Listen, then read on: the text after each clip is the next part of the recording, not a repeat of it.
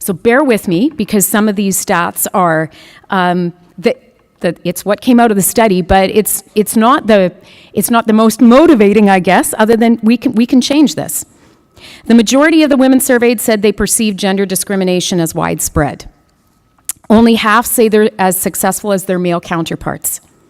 1 in 4 say they have the same opportunities as men, and only 38% say they're empowered to make decisions about how income is used in farming and agriculture. Their key concerns, perhaps not surprisingly, are financial stability, the welfare of their families, and achieving work-life balance.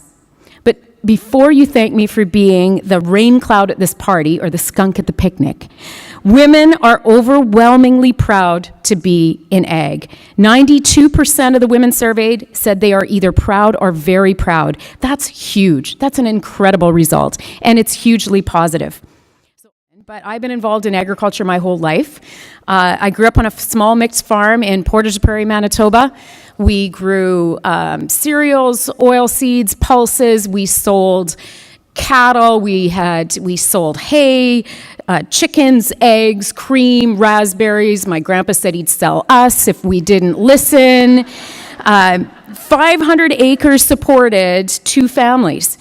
As much as I loved growing up on that farm, I knew that business model was going to have to change for me to stay involved.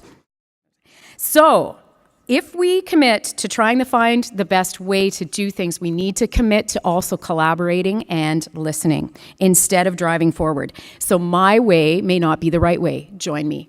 My way may not be the right way. In the case of bringing a team together, going rogue and having someone off on their own is not the right thing to do. So listen, learn, share, let yourself be open to being influenced. You might not always agree, but just the exchange of ideas creates that positive culture. The next behavior is progress over perfection.